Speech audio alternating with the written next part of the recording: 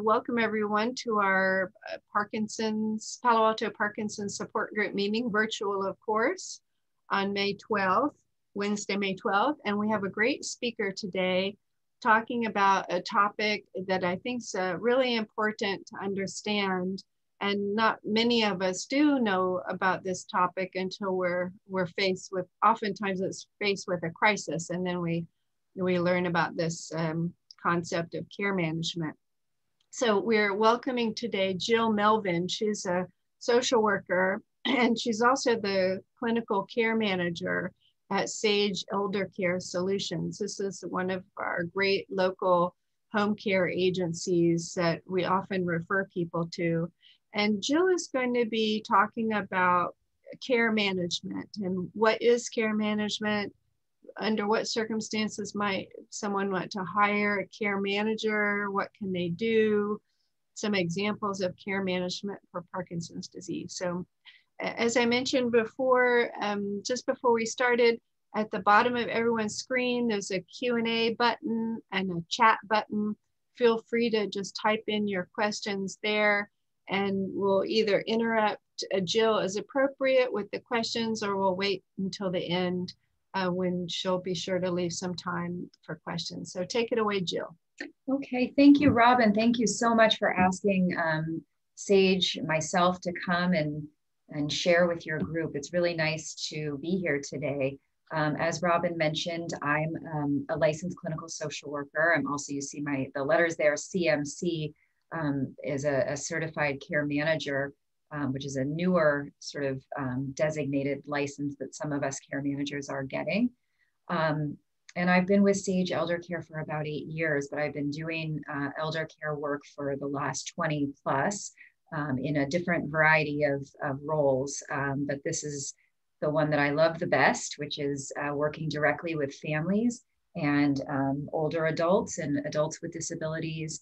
And yeah, and so today I'm hoping to share with you a little bit about what care management means. We'll kind of talk through in the aging field, there are lots of acronyms and lots of titles for things. And so hopefully I'll shed some light and simplify some of that for all of you. But as Robin said, please ask questions and interrupt. As I said, I can't see any of you. You can see me, but hopefully Robin will, I can't see Robin anymore either, but hopefully she'll make it clear when there's a question that's needed to be answered.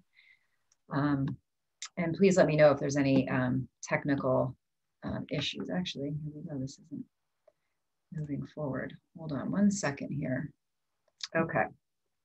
So I just put this up just to say that at Sage, and as it is with most elder care managers, you know, we believe that, as former President Jimmy Carter said, even if you are 85 years old, you can still have a life that is constantly expanding in excitement, in adventure, in joy, and pleasure, and in gratification. And I know that with many of you who have this either new or long-time diagnosis of Parkinson's, that can feel maybe less true, but I'm here to tell you today that you know, we try to make that a reality. We really try to keep quality of life, quality of days at the forefront of everything that we do. So one thing I wanted to just mention to you, as I mentioned, I have a sort of new designation next to my name, and that is because the care management field now has an association that goes back several years now, called the Aging Life Care Association, and that's a group of care managers across the country and internationally as well, that we all belong to this professional organization. And that is a place where if you have a loved one in another city or another state, you can go to this website, Aging Life Care Association, and put in a city and state or a zip code and find someone who, like myself, who works in this field. And it's a great way to connect with someone who is a professional doing what we do. And as the Aging Life Care Association, I stole this slide from them because it rings true for us too. Really, our vision is a world where adults and their families live well as they face the challenges of aging. We all know that, you know, it used to be called the golden years, and some people would say that that's not always true, that lots of, it's only golden if you have your health. And so, you know, really our role is to develop the expertise and enhance the success of our members, but also our clients as we work with them in the field. So I would just wanted to highlight that the Aging Life Care Association. I also wanted to just say from the get-go, you might have heard the terms case manager and care manager kind of interchanged. In the hospitals, the case managers are the ones that typically work on discharge planning. They're there to act as in the role of care coordination once somebody might be had a hospital admission and is getting ready to go home. Out in the community life world, we call ourselves care managers, and that title has changed and morphed. There was a time where we were going to be called Aging Life Care Associates, but for now we're still called care managers. But often, you know, it's okay, you know, to say case manager if that comes up. So the objectives for today are to really understand your current situation, to learn about the available resources and options, and then to provide some support and discussion as we've already talked about. And as we go along, I had put in here to ask what your objectives might be for today, but I think in this webinar mode, we'll just have you kind of think about what your thoughts are about what it means to have a care manager involved in your life and in your care. And as we go along, again, please jump in with questions. So what is a geriatric care manager? Geriatric care managers are professionally trained, either social workers like myself, gerontologists. There are several universities around the Bay Area that offer a master's in gerontology, or the study of aging, or in nursing. On our team at Sage, we have a combination of all of the above. We have some folks who spent their early days as nurses in the field in the hospitals, who've decided to take kind of a backseat to the medical side of things and do a little bit more advocacy work, which is something that we'll talk about a little bit later, but is sort of at the forefront of what we do, lots of advocating. We pride ourselves on becoming experts in the basic issues and also the complex. We know that there are crises that come up. There are solvable problems that we really try to become expert in, knowing the resources in the field, who to call, where to call, when to call, how to say it. We try to become, you know, verbally astute when we're trying to maybe advocate with a doctor or talk to a service provider about what's needed. That is the gist of who is a geriatric care manager. So hopefully you can see this slide. It's a little bit smaller, but this also came from the Aging Life Care Association, and it kind of gives you a snapshot of when to consider, why would you ever call a care manager? Oftentimes we don't know what we don't know, and you know, until something comes up, and then we think, oh my gosh, how am I going to solve this problem?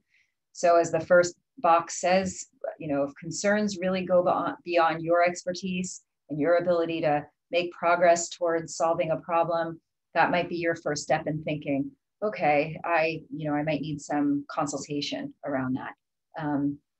You know, and this little diagram here is not mutually exclusive.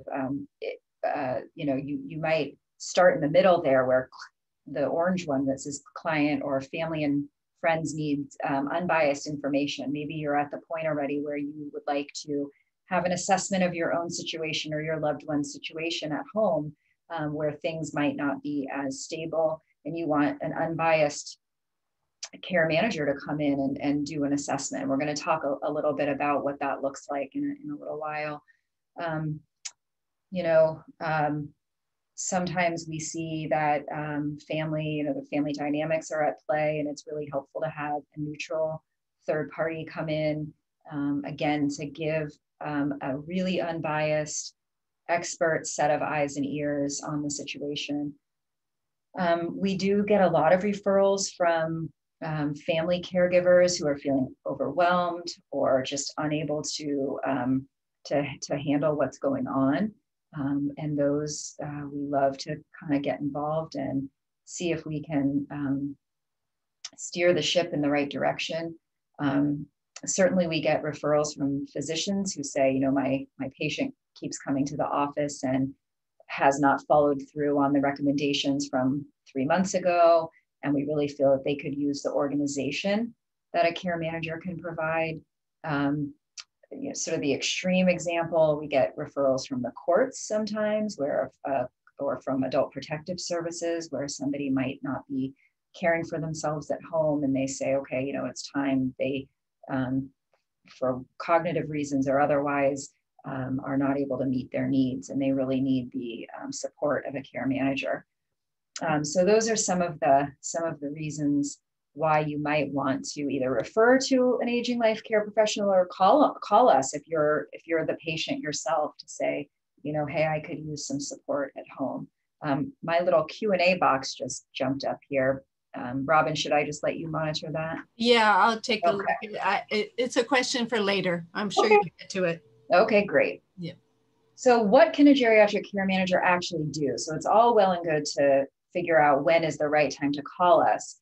Some people call maybe a few steps too late, right? They're already in a crisis mode and they say, oh, I thought about calling you last month, but we were just plugging along. So I'm going to go through a few things that us care managers can provide. So as I've already sort of alluded to, objective evaluations and plans. So not only do we come to the home, we have a pretty good way of assessing what's going on by really just talking. We take a tour of the home. We keep our eyes and ears open for home safety concerns. And then we come back and we really create a tailored plan. It's not good enough for us just to come in, but then we want to give you something tangible. And the way that we do it at Sage is that we really come up with a pretty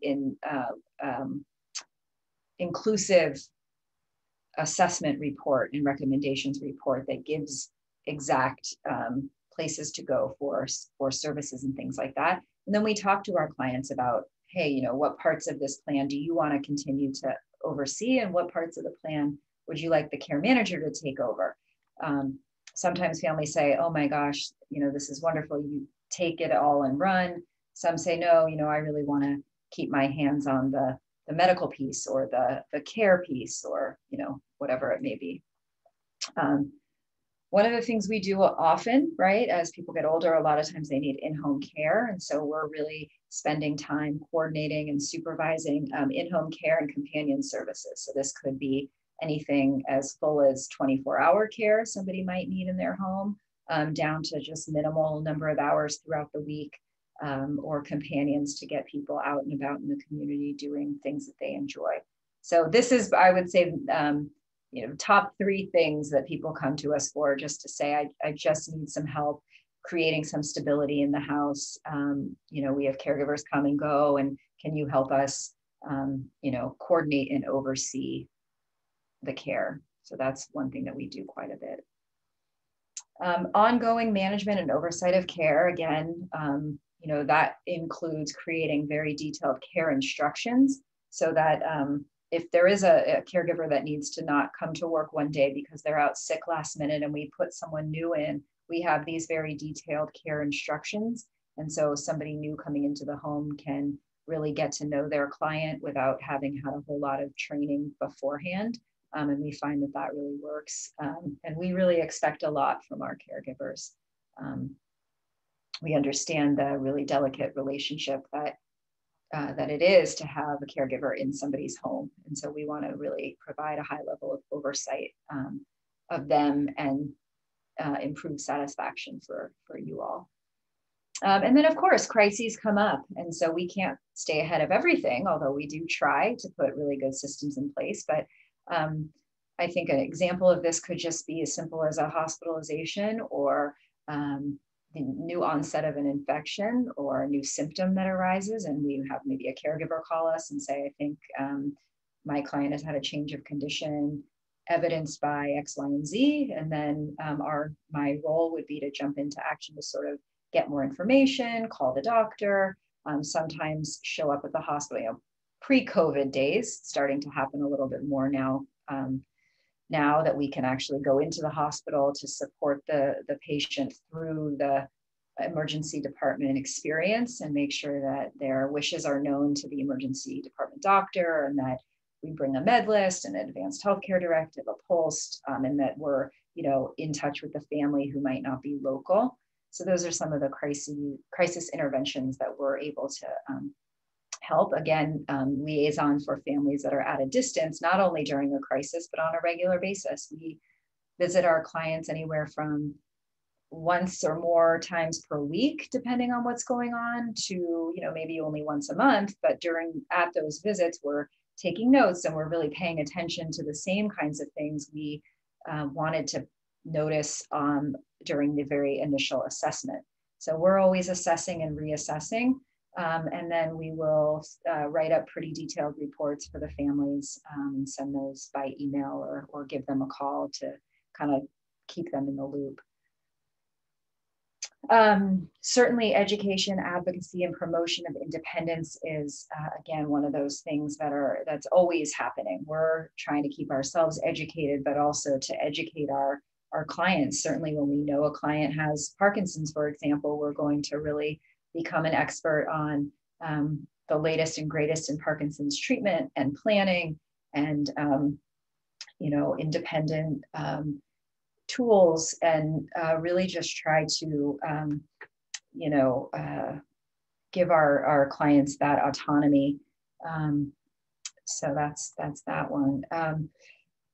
And you know, we like to think, because we know the resources, it's going to save family the time of spinning wheels, you know, and trying to reinvent the wheel, trying to look for a resource, whether it be even for a plumber who's reputable and, you know, not going to put their elderly person at risk for undue influence or abuse, but all the way to geriatric physicians or psychiatrists, or, you know, so we try to be expeditious and efficient with giving resources. Counseling and support, we're not, although, you know, some folks are licensed to do counseling, we're not counselors, we're not therapists, but we certainly provide a whole lot of support and linking people to therapists and support services. I think one of the things I love, someone just asked me the other day why I am an aging life care associate. And really the truth is that I just love to see older adults age well, and that family members are allowed to be family members, and that they're not spending all their time doing care management, because it can be really exhausting to be in that generation where maybe you're raising young kids and also taking care of your older adult loved one. So counseling and support is a big bullet point, probably should be higher up on this list. Any questions at this point? I know I've said a whole lot of things, and I just want to make sure that everybody's following. We had one question that might be relevant, though you may be bringing it up later, Jill, which is, you mentioned a pulse. Could you say what that is, and perhaps what role a geriatric care manager might play in helping a family come up with a pulse? Absolutely. I'm sorry. I said I was going to demystify some of these acronyms, and then I threw one out there without explaining it. So the PULSE is short for Physician's Order for Life-Sustaining Treatment, and it's maybe some of you have seen it. It's a bright pink form, and it's bright pink for a reason, so that it's obviously visible in somebody's home. We usually recommend that you put it on your refrigerator or bedroom door or wherever emergency responders might see it best.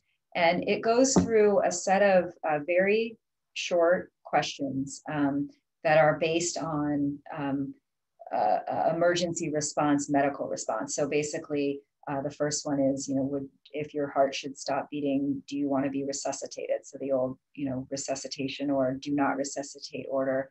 And then the rest of it is really about other types of treatment, like feeding, artificial feeding, and breathing machines, and how you want to be kept, or whether you want to be kept comfortable, excuse me. And so that form, again, we try to have those for all of our clients, because you just never know when something like that might be needed. And again, if we were to answer the question is, if a patient were to go to the hospital and they had caregivers in the home, we've asked all of our caregivers to know where that document is, to hand it to the emergency response people. And then we would probably carry it with us to the hospital and hand it directly to them. Things get lost in transit all the time between home and ambulance and hospital. And that's a pretty important document. I hope that answered that question. Sounds good. You want to just continue on? Yeah, sure. So kind of switching gears a little bit into elder care planning. And this slide came out of what happens once we come into the home, we've met family members maybe, or we've spoken to fiduciaries or conservators, or simply our client, and we determine objectives. As social workers, as care managers, we really believe that we want to start where our clients are. We want to start where it's most important to them, unless there's a safety issue, and then we have to sort of juggle that. But we determine objectives. Maybe the person really wants to put a focus on lifestyle, on their quality of life. And so this diagram, again, can start anywhere it needs to start. Sometimes we start with financial. So we start down at the bottom where, we need to identify what the resources are that are available, and then plug in resources that fit into that financial profile. I am going to start at the top, though, just for the sake of this discussion. So let's say, you've just been given this diagnosis of Parkinson's, you've had some symptoms happening, you're feeling unsure of what life looks like. We will identify where you are now. Typically, we'll do maybe some cognitive screening. We'll look at mobility. Again, we're not, physical therapy and things like that are outside of our scope, but we might recommend bringing someone in to do therapy services like that. And we'll confirm, is this able to happen at home or wherever you currently live, or is there the need to move? I think there was another statistic that said, 85% of people, it's not a shockingly high number, 85% of people want to age in place. They want to stay in their own homes where they're comfortable. And so how can we make that happen? Certainly, finances play a part, as we know, but we try to do everything we can to implement services, as best we can in somebody's home. So then the next, as it says, care delivery. How are we going to do it? Who, how, what does it cost? What is the role of the family members? We look at, do we bring in paid caregivers? Who's going to supervise all of this? What does that look like? And then getting along to financial, we have to figure out how we can meet needs given a budget, and what the services that are needed cost. And we do all of this with quality of life in the forefront of our minds. So we're looking at, what did this person like to do before the diagnosis that they can still do? Well, and let's keep at it, right? There's no reason to stop now. What kinds of things do they like to do that's more difficult, and how can we adjust? Whether it's visual impairment, and so, okay, they we're not reading as much as we used to. Can we switch to books on tape? And we implement all those things. We get those things actually happening. And then home safety, again, we have resources for bringing in folks who can modify, put in grab bars. We look at if a bathroom needs to be completely renovated. So we do all this planning together with you and your loved ones to make sure that, that things are maximized, that your quality of life and your functional abilities are maximized. So we really try to, make really wise decisions so that we're not doubling back and having to do something over again. Okay. So again, we've already talked about how we help triage in a crisis.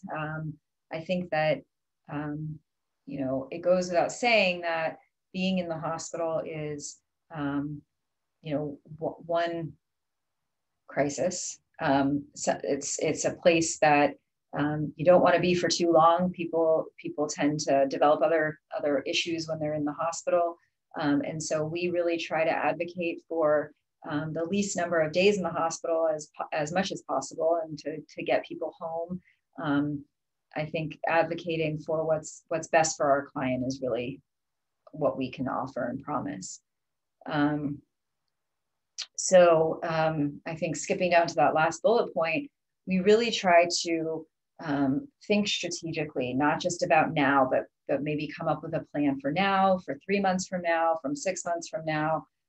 What does it look like to stay home? Is it that you're going to stay home until you need 24-hour care, and then at that point maybe think about an assisted living? Do you want to go to assisted living now, where you can continue to be social and meet new people and utilize some of the programming that they have at assisted living? So we really try to think strategically as we go along and as things change. So again, getting back to when people refer to a care manager. So there's some trigger points that we have identified as the reason when we do these. I do a lot of the new inquiry calls when people call Sage to ask whether care management is right for them. Oftentimes there's a new diagnosis. An adult child might be calling to say, mom fell, broke a hip, mom, was just diagnosed with dementia or Parkinson's, or has had a stroke, and we really need help. Again, we don't know what we don't know. You can hear the sort of overwhelm in their voice, and they need some help assembling a care team. And so we talk it through. At Sage, we offer a complimentary consultation call.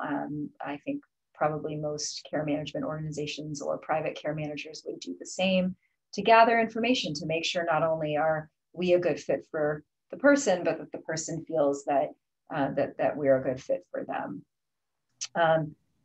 Again, the client might have complex medical needs that need to be coordinated. Maybe the neurologist isn't good about talking to the primary care doctor, or the psychiatrist hasn't shared with the therapist. And so we are the middle ground, the liaisons between all of those, and make sure everybody's kind of talking to each other. Oftentimes people are taking a lot of medication, and we need to kind of keep it all in one place, make sure that everybody knows what's happening. Jill, we just have a relevant question here, which is, do you, how is it that you, in terms of that complex medical needs situation, do you receive approvals, for example, from the neurologist to talk to you, and from the psychiatrist to talk to you? I mean, how does HIPAA handled in a situation like that? Yeah, that's a great question. So yes, as part of our intake process, when somebody is signing on to become a Sage client, we have a service agreement, certainly, that runs through our fees and logistics like that. But we also rely on getting a signed consent form. So there are two consent forms that we use. One is for the medical profession, and the other one is used for family and other collateral resources. So we ask our clients and their responsible parties to sign, saying that we have authority to speak to doctors. And so we would fax or get that document over to the medical professionals, they do ask for that. So that's a good question. It's also important to hear from you who you don't want us to talk to. Sometimes there, again, with, if there's family dynamic issues where a certain sibling shouldn't be privy to information, then we need to know that as well. And we will honor that for sure. So often, again, clients or families will call us if there has been financial abuse happening. Sometimes we have family members who will call and say, so-and-so has been living with my mom rent-free for all this time, and we now need the money. We need to sell the house, but we can't get this person out of the house. And can you help us? So we get involved in all types of tricky situations. And again, caregivers might need more supervision than they're getting. We typically recommend going through home care agencies. At this day and age, the home care system is so highly regulated, and we really shy away from recommending private hire care providers, although I know a lot of people have them. And when we get involved, it's not as if we require that change. It's just that we often find that those private hired caregivers need a little bit more oversight than maybe they were previously getting. So we do a lot of that. Again, when families live at a distance, they really want someone to be boots on the ground here for them to check in and make sure that their loved one is well cared for. Or they have no family. And so we get involved a lot, and that's when those referrals usually come from doctors or lawyers or places like that, or from the hospital when they realize they don't have a responsible party. I will add actually to this that we sometimes get calls from clients willingly saying, I'm fairly young and healthy and independent, but I would like to have Sage involved because I have no family, and at some point I'm going to need some help. And I would like to establish a relationship now with a care manager so that if and when I need it, I already have a relationship. And I have several clients like that actually, where I meet with them at a particular cadence, maybe every 3 months, every 6 weeks, just to keep up with what's going on with them. So that when a crisis occurs or when a change in condition happens, I already know them, I know what their wishes are, and we feel like we can really do a better, more effective job at meeting their needs when we already know them. So it's okay to come to us before all these trigger points. This is, these trigger points are really, when things are critical. So again, here's that statistic: about 85% of people would like to stay at home, but find it difficult to make decisions without any input. So you might hear someone say, oh, you should go live in an assisted living because all of your needs will be met. Well, I'm here to tell you that a lot of needs are met when you move to an assisted living or a place that provides meals and some oversight, but it's not foolproof, right? We often find that with our clients who go from home and are used to one-on-one care, and they move to a community that offers maybe 5 residents to every care provider, there's some adjusting and there's some supplemental supports that are needed even in that situation. So again, as you see, some of these statistics I thought were interesting, just to point out that the leap in 100 years, of 60-year-olds having a surviving parent just shows you how much the population is aging. And I heard a statistic yesterday, actually, that the birth rate is down, certainly in this last year and a half. So family, we find, live an average of 500 miles away. They don't know the options in general, but they certainly don't know the options in the exact location where their loved ones live. And so they often reach out to us to say, please help me. I just need to find X, Y, and Z. And we all know that decisions are harder to make when you're in the middle of a crisis. So some of this is having some forethought, getting your ducks in a row, creating your trust while you have the cognitive capacity to do that, to create, estate plans and put systems in place. I have a client who's very young, and she has some developmental disabilities. And so the adult parents have enough forethought to know that they're not going to be around forever. And they would like us to stay involved with their daughter in the event that they pass away before she does. So I think it's, the crises are what constrain relationships, resources. And so, we like to think that we get involved at a time when we can be effective and prevent some of that strain. Any other questions at this point? We've gotten a couple of questions, Jill, about how much it costs, whether it's hourly or what's the fee structure for hiring a care manager. I don't know if you're coming to that later or if you want to address that now. I can address that now. I didn't actually prepare anything about exact fees, but for care management services, I think the range at this point is between 175 and 250 an hour. And care managers, we charge in increments of time, similar to how an attorney might charge. So for all of our time spent on your behalf, some travel time, mileage if we're coming to a home visit or a doctor's appointment, and emails and phone calls and all the rest. So that's how our fee structures are pretty simple like that, just one fee. And could it, this is a little bit leading the witness, but could some circumstance be, you haven't gotten into family meetings in detail at all, but if it would strike me that a family meeting might be a short 2 or 3 hour thing, but if you have a regular client that needs checking in on, that would be an ongoing thing. So could you foresee that someone would hire a geriatric care manager on a very short-term basis just for an hour or 2 or 3? The answer is yes and no. And I know you know a lot about care management. So Robin, please, I welcome you to lead me down a certain path if you know that it would be helpful for the group. The reason I say yes and no is that the yes is we are sometimes hired to do the initial assessment and create our assessment and recommendations report. And once we deliver that to a family, we always have a follow-up conference call. And sometimes the family will say, great, thank you. This is all I needed.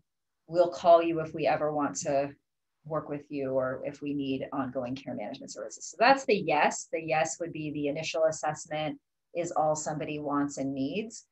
The no is that we typically, if we're going to stay involved and if we're going to be called on in a crisis, or if a family is expecting us to help them when they're really needed, we need some level of regular engagement, whether that be, again, once every few months for an hour visit. And certainly with COVID, we've learned so many things about the way we do our work. I think that we forevermore will honor a Zoom check-in, if it's more appropriate and cost effective. I think we probably would do that. So I hope that answers the question. It's sort of a yes and a no. Yeah, sounds good. Okay, great.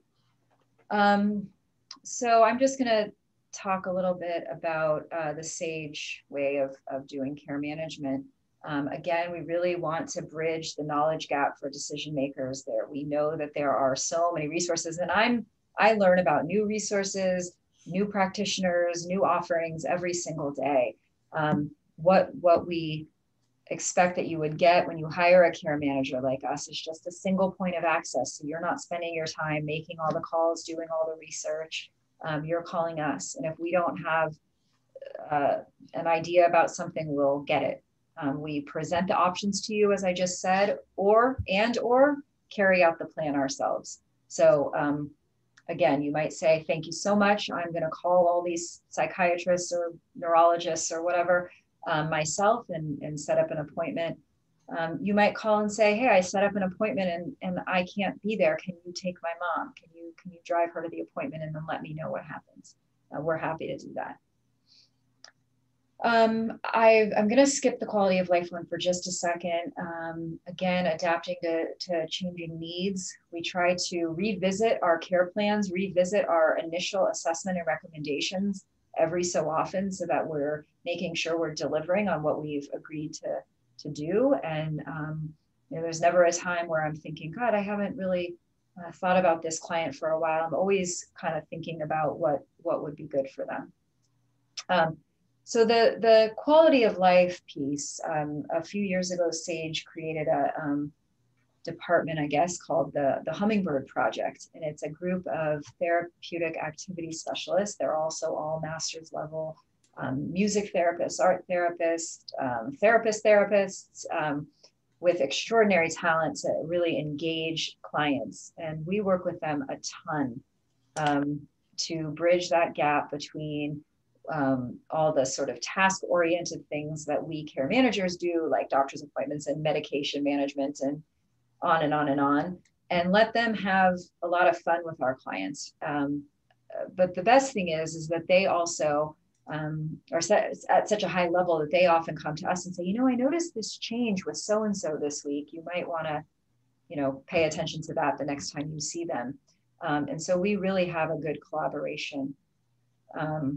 And so that's our Hummingbird project. If you want to take a look, they're also a fee-for-service program that offers, they can come to the home, and they just got one of my clients back to watercolors on Zoom. They each set up their Zoom, and they're doing art therapy, they're doing art education, art appreciation, and my client is now in her late 90s painting a ton, and it's really amazing to see. They do a lot of outings. They've been doing, during COVID, they've been doing some online cooking classes. It's sort of a one-on-one experience similar to what people were doing before with adult day programs that hopefully will be back sooner than later. I'm really hoping so, now that COVID is hopefully easing up a little bit. And you call that the Hummingbird Project, Jill? Hummingbird, yeah, Hummingbird. Yeah. And so how would someone access that if they're interested? Yeah, so Hummingbird is a standalone program you could go to the website sageeldercare.com, and let me make sure I got that right. I think I did. And click down, there's a couple of headings: care management, home care, and Hummingbird Project. And you can call me directly. I'll give you my information at the end of the talk here. But. Okay, sounds good. And we had, I'm sorry to just go back a little bit, but we had a good question that was relevant. You mentioned before that because of COVID, of course, you're doing a lot of video, Zoom, and different kinds of technologies. Are care managers also still driving to appointments during COVID-19? Is anything happening in person, face-to-face? We are now, and now I should say maybe since we all got vaccinated early February, we paused a minute just to make sure a lot of our clients were getting vaccinated as well. We're back to doing full in-person visits in our clients' homes, in all of the care facilities now are open to visitors. And we have gotten back to doing doctor's appointments in person. So okay, great. It's still a combination. Some people are choosing, I think the medical profession is also changing the way they're doing things. And I think they're offering video visits on an ongoing basis as well, many of them. So we're doing both. Sometimes we'll go to a client's home and actually help facilitate the video visit, whether we use our phone or their screen or whatever it is, but we're actually with them so we can talk efficiently with the doctors. Sounds good. Yeah. Okay. Let's see. So I'm realizing this slide might be a little bit redundant, but I think a couple of things that we haven't talked a whole lot about, but I've alluded to, is this idea that at some point, some people choose to move to assisted living. And we help what we call do a full facility review. And so knowing our clients as well as we do, and knowing the communities out there in the field as well as we do, we can put together a pretty robust spreadsheet, I suppose, for people that really goes into detail about why we think a facility would be good for you, maybe what you might find to be the cons of a particular place. And we really try to limit the number of places we have our clients go and visit because it can be very overwhelming. One thing I always tell people is to sort of look beyond the aesthetics of a community. You might have the most beautiful place with substellar care, and we'll be real honest about that. You might have a place that doesn't look great, but we know that they have the most loving care staff with minimal turnover, and we think that might be the best place for you. So, and we'll take facility tours with family members so that we're asking the right questions and we're pointing things out. We're finding out what their staff ratios are, and really making sure that what's a very difficult decision becomes manageable and tolerable.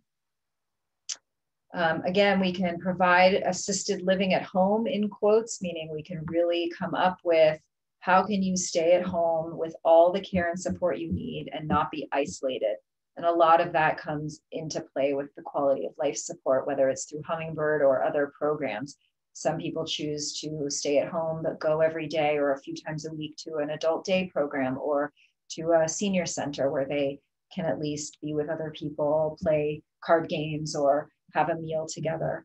And we find that that's really, really, really important. Back briefly to the Hummingbird project, that sounds like a wonderful quality of life thing. You mentioned online cooking classes and other things.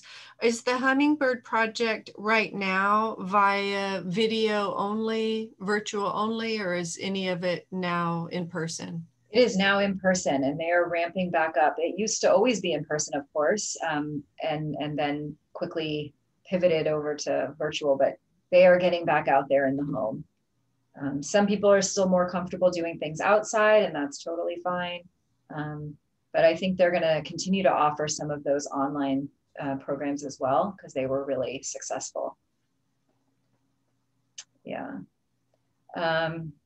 So the last point here, again, the monitoring quality of services and status of our clients and making adjustments as we need to. Monitor always feels so passive, and we are not passive. We really come in with a clinical eye towards what we might have seen a week ago or a month ago. And is anything different, worse, better? How can we tweak something to make our clients' days more joyous? So that's really important to us. So here's that phone number there. So it's not my direct line. This is the main line for Sage. sageeldercare.com is down there. You can call this number to get information about our care management services, about Hummingbird. You'll be connected to someone at Hummingbird as well. I hope I haven't gone too quickly. I'm hoping to now give you a little taste of someone with a Parkinson's diagnosis and what we did to help him. So his name was not Mr. Smith, but it is for the purpose of this talk. Oh, did you have something, Robin, before? I just wanted to say that the Hummingbird project is hummingbirdprojectnet. Oh, yes. Specific Yes. URL. Yeah. That's right. Yes. Yeah. Yes. Yep. Thank you. So Mr. Smith was 79 years old when we got involved with him. He was already living in an assisted living community with some additional one-on-one support. He was having some difficulty with his ambulation in the evenings. And so he had some one-on-one additional care in the assisted living community. His adult son provided daily care for which he was compensated. And he was diagnosed with Parkinson's with some, I said atypical features, just with some more advanced features by the time he was diagnosed, some blood pressure change problems and some sensitivity to the typical Parkinson's medications that made it challenging. If you asked him, his primary concerns were poor sleep and incontinence issues, which then contributed to some secondary issues that became really at the forefront, some daytime lethargy and exhaustion, depression, anxiety, and some isolation. So we did our thing. We went in, we conducted a really comprehensive assessment. We developed a better understanding of what was going on. We became an expert on his medical condition and the current treatment plan, and really embedded ourselves into his care team. We became, you know, first name bases with the neurologists and the specialists, and we really tried to then address his functional and quality of life issues. We got one of our activity specialists in to, you know, make sure his whole week wasn't spent going to doctors, as I'm sure a lot of you can relate to. If you asked him what was on his calendar, it was doctor's appointment, doctor's appointment, doctor's appointment, and little time spent on things he really enjoyed doing, bridge, you know, museums, things like that. So we really tried to make that happen. We tried to determine the best plan for managing his sleep, anxiety, and depression. That really came down to advocating with his physician to arrange for screenings and treatments and evaluating. He was showing some signs of confusion, particularly in the early mornings. And was that a sign of you know, depression worsening? Was it some cognitive changes? We scheduled medical appointments for the care manager to attend with him to make sure that the information that was received was carried out by his assisted living community, which was providing medications to him. And then we arranged to assess him every week, sometimes twice. If there was a medical appointment, we would take him. We might visit one other time during the week to make sure things were going the right way. Continuing to advocate on a regular basis and monitoring his living environment. Sometimes it turns out that you know, it isn't the right place. This gentleman actually decided to leave the assisted living facility at a certain point and move back in with his son, and that was the right decision for him. And again, you know, just to collaborate with family and friends to bring joyous moments to him, to really make sure he got to do some things that he enjoyed. So that is the end of my presentation part, and I'm hoping that looks like we have plenty of time for questions and answers, and I'm happy to do that now. Yeah, thank you very much, Jill. Let me go through a couple of more questions then. You mentioned that the fee is for a geriatric care manager, or I guess more precisely, a aging life specialist. Is that what they're called now? Care manager is fine. Okay, still care manager. Okay. Yeah. For a care manager is $175 to $250 an hour, and that would of course include travel time, and it's billed in increments. Somebody asked, what is Sage Eldercare service area? Oh, good question. So we serve San Francisco down through Santa Clara County. I always say no bridges, so we don't go over to the East Bay or over to Marin, but we do cover San Francisco down to Santa Clara County.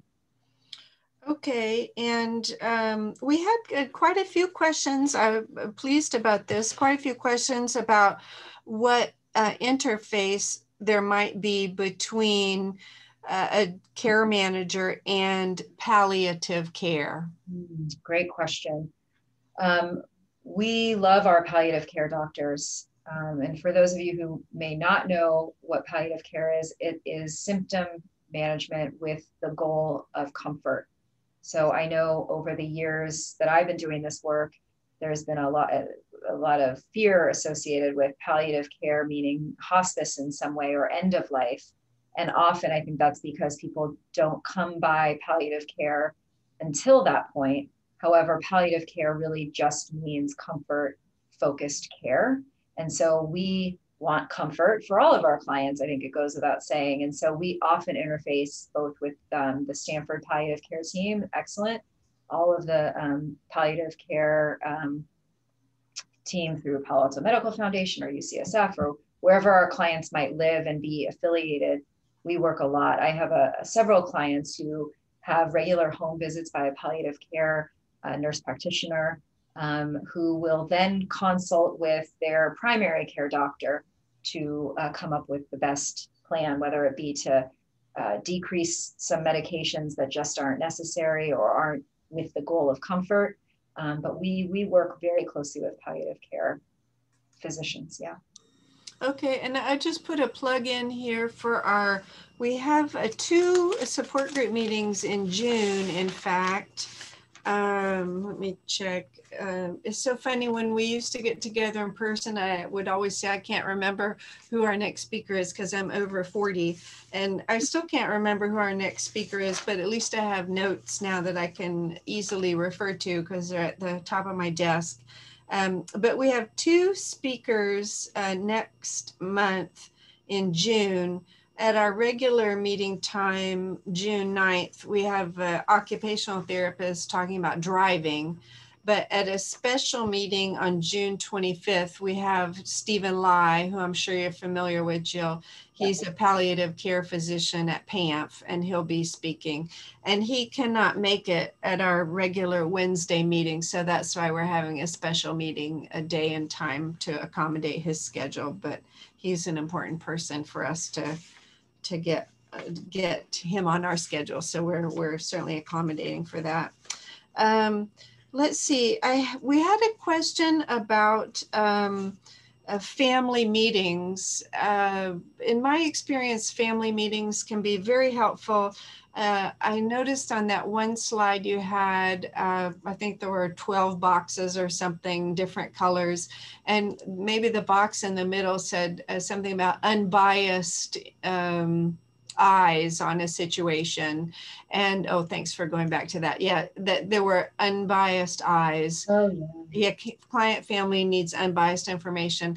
Could you maybe give an example of a family meeting that you've been involved in, and how it can help having an outsider, an unbiased person come in and resolve some situation or reach some agreement? Absolutely. I think the most prominent example of that comes when there might be adult children who disagree whether mom or dad should stay at home versus go to a care community. Oftentimes that is a very charged discussion. One says, well, mom always told me she wanted to stay home her whole life. And the other one says, but mom can't afford it, and we want to make sure she gets into a great place for as long as possible. And so our role would be to really have that unbiased conversation about how we have to look at all the factors. You know, mom trusts you, mom, you know, designated you as her healthcare agent because she knows that you're going to make the best decision for her. Sort of to play on that slide. Yes, we know most people do want to stay at home, but when it becomes impossible for financial reasons or otherwise, we need to look at what's best for her. So I think really just looking at all the factors, not siding with anyone. We don't want to certainly worsen the family dynamic by taking sides, but sometimes we'll bring a doctor's opinion into the mix to sort of put it on the doctor a little bit to say, yeah, this is in their best interest at this point, physically and functionally, to move somewhere else. So that's just one example off the top of my head when we can be effective. Oh, and you're on mute, Robin. Yes, thank you. Yeah. It would seem to me that sometimes having a care manager who is a nurse might be advised rather than a care manager who is a social worker, particularly say in the situation that you just mentioned, where would mom or dad be safer at a care facility? Maybe that's a question for a nurse to have a say in rather than a social worker. Do you agree with that? And do you have care managers at Sage Eldercare who are nurses, as well as some who are social workers like yourself? Yeah, so actually right now we don't have any nurses on our team. However, we have, and they are technically not using their nursing hat, right? They're using their care management hat. They're not allowed to do anything medical in their role as a care manager. Now, of course, we've actually had an occupational therapist as a care manager before, and that is tough for them when they see someone maybe physically unsteady and they're not really supposed to step in as an occupational therapist. They have to refer to somebody else. So I see your point. And I think what we would do in that case is rely on our experience. So even though I'm a social worker, I've, all the years that I've had to see similar situations, and I try to rely on that expertise to get my point across. But yeah, sometimes people, I think what I wanted to say earlier is that we really come up with some out of the box strategies. We don't treat our clients all the same. There's no cookie cutter way of doing this. Some clients take their medical team word as law. And when we know that, we try to funnel everything through a medical perspective. Some people don't trust doctors at all. And so we go the opposite direction. And we try to do that as less we can. So we try to get creative. Okay, great. Let's see, there was a little bit of a complicated case, or a little bit long case. Let me just read it. How can you help a wife who is a burned out caregiver, whose husband is in a board and care facility, and he needs a lot of help managing appointments, managing his behavior because of OCD and impulse control disorders, and overall being in charge of everything? I'm not sure if that's the husband being in charge of everything, or the burned out caregiver wife wants somebody who's in charge of everything. Yeah. Probably the latter. Yeah, well, in either case, we have many clients who live in care facilities where their spouse or their partners are not. And so they rely on us the same way other family members rely on us to move the needle, so to speak. So if there's a lot to coordinate, we'll coordinate it. I don't know what else to say, except that we try to give you back your role as husband or wife, and we do those things. It's hard because people who do have mental health issues are very controlling. It's hard for them to take the leap and allow a care manager in. Sometimes it takes months. Sometimes it takes a crisis. Yeah. Here's another question. How are care managers coordinated or assigned to a client? For example, would a care manager based in San Francisco be aligned with someone that's an hour's drive away in Santa Clara? How does Sage assess who gets assigned to whom? Yeah, great question. No, we wouldn't assign a San Francisco care manager to somebody down in the Santa Clara County area. We just wouldn't, because it just doesn't make any sense. We want our care managers to be as close as possible to their clients and to all the resources that they're going to be putting in place. So we try to do it as geographically reasonable as possible. Okay. We had a question here about, I'm not sure how relevant it is, but I'll ask it anyway. Do you recommend payroll services such as home pay when people are private hiring for caregivers so that they can have related tax obligations addressed? Yeah, that is actually a very relevant question to care management, because we get that question asked a lot. Why should we use an agency? They charge so much more. And we say, well, when you add up all the expenses that you'll have paying payroll taxes and being their manager on your own, you might find that it's much easier to go through an agency. So yes, we always recommend you do it above board, that you pay payroll taxes, you use a paycheck service, and that you're complying with all of, as I mentioned, there's lots of regulations now for caregivers. There's wage orders. They can only work a certain number of hours a day, a certain number of hours per week before they're entitled to overtime. Yeah, so I'll leave it at that because it gets very technical, but the short answer is yes, absolutely. Do it above board because you don't want to have a workers' comp issue on your hands if somebody gets hurt in the home. Right. Now, what if you're one of the lucky people who, before Parkinson's got diagnosed, you actually got a long-term care insurance? Mm-hmm. Is care management a service that long-term care insurance pays for? Care management is not, but home care services are. So it typically pays a portion of caregiving hours per day, but not the care management, no. Okay. Someone asks, how large is your staff? How many clients can your agency handle at one time? That's a tricky question too. I'm not trying to be evasive. We have 11 care managers, soon to be 13. We've just hired a couple more. And there is no number because we're a very high touch level of service that we provide.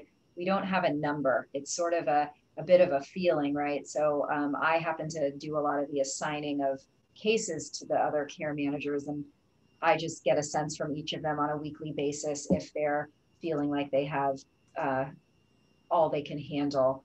Sometimes there's a crisis going on with one client that's taking them the whole week to resolve. And so they really feel like they wouldn't be able to do a new client justice if they took them on. So I can't answer that in terms of numbers, but I can say, I don't think anybody's ever had more than 25 at one time. And that's a lot. That's a lot of clients at one time. Right. We had in our March Parkinson's support group meeting, we had Home Instead come. They're, of course, a home care agency, and we had Amedisys come, a home health agency. And I just wanted to ask you to confirm and expand on a little bit the idea that in addition to care management services, Sage Eldercare also offers home care services. We do, and we offer home care services to our care management clients. So you might remember that I mentioned that you could have Hummingbird independent of care management, but not our home care services. We do that because we're not a dial-up home care agency like Home Instead and some of these other places. We're really based on a care management model, and we find that our home care services work best when there's a care manager overseeing them. So that's the answer there. We do have a small-ish, it's growing, but it's pretty small group of care providers. We call them care providers. You might call them caregivers or caretakers, but we use the word care provider. So do you often have to refer people to other home care agencies? We do. Well, the difference is we don't refer them. We are the ones that say we liaise, with them. So from the outset, I'll tell my client who's asking for home care, I'll say, well, we'll see if we can find someone who fits the profile and the hours that you want. And if not, I'm going to reach out to some of my colleagues at other agencies. But we do all the interviewing and all the vetting and all the support. And so our clients only have to work with us. They don't have to get involved with us. And then the home care agency, I think they appreciate that. Okay. Let's see, what other questions do we have that I might have missed? Okay, I think I've gotten, if anybody has any other questions, type them in now to the chat or Q&A or forever hold your peace. Okay, we have one question here back to the Hummingbird project again. Maybe you could, one person is wondering if there are people at the Hummingbird project who could provide exercise with clients or range of motion therapy, range of motion exercises. Is exercise an aspect of Hummingbird project? It is, and it would have to be with doctor's orders or blessings, or, we obviously do a very thorough the hummingbirds do a pretty thorough, careful evaluation. Because their time is spent doing fun things, sometimes that can involve food. And so they need to make sure it fits in with the diet if they have a specific diet that they have to follow medically. And I would say for exercise too, if a person loves to bird watch and so they want to go out on a long stroll and do bird watching, they'll do it. But they'll know what the person's physical limitations are before they do something like that. Absolutely. Okay. Yeah. So any activity, any exercise or if it's just walking, anything like that would need to have a doctor's authorization or clearance. I think so. I think Okay. just to be on the safe side, and we wouldn't want to, you know, start helping someone train for a marathon if that wasn't appropriate. Yeah, exactly. But you'd be amazed at what these hummingbirds do. Mm-hmm. Yeah, I like that name. It's a cute Yeah. name. It's a great concept. Yeah. Okay, and we're getting a lot of thanks for all the information and for your Oh, time, and a lot of people saying thank you. So thank you. I think we're at the end of our questions, and we're coming up towards the end of our time. So thank you so much, Jill, and Yeah. thank you to all the audience members who participated. And we'll get a copy of Jill's slides and post them to our website along with the recording in the next couple of days. And we thank you again, Jill. Oh, thank you so much for having me. Happy to hear from anyone who has further questions. Thanks so much. Okay, sounds good. Bye-bye, everyone. Have a nice afternoon. You too.